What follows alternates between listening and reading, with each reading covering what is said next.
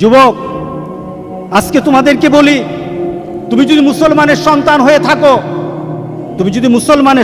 হয়ে থাকো, তাহলে আজকে তোমাকে এই চিন্তা করতে হবে, এমন কাজ আমি করব না যেই কাজের জন্য আমাকে মৃত্যু পরবর্তী জীবনে আমাকে গুনাহ পেতেই থাকবো, এই কাজ আমি করব না।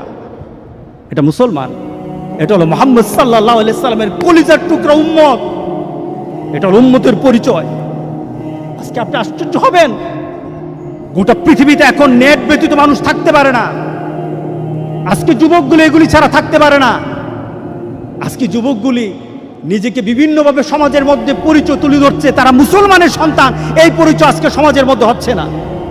যুবক, তোমার জীবনটা যদি, তোমার চলাটা যদি কুরআন এবং সুন্নাহ অনুযায়ী হয়, আল্লাহর রাসূল আর নেককার বান্দারা যেমন সুন্দর মৌত পেয়েছে, রাসূল সাল্লাল্লাহু আলাইহি সাল্লাম বলেন তোমাদের মৌতও তত সুন্দর হয়ে যাবে, তোমাদের মৌতও তেমন সুন্দর হবে।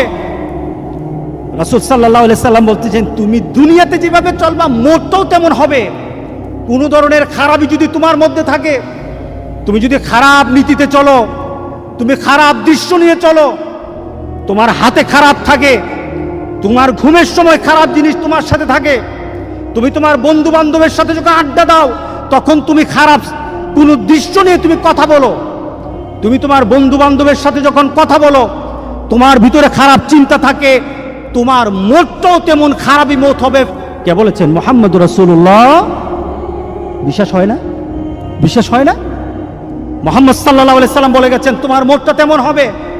শুধু তাই নয়, কামা তামুতুন্না তুবাসুন,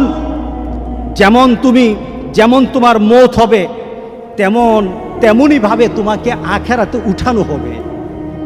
এরপর রাসূল সাল্লাল্লাহু আলাইহি সাল্লাম হচ্ছে তোমার মতটা যেমন তোমাকে উঠানো হবে ওই নীতিতে, যেমন ভাবে তুমি মরেছো।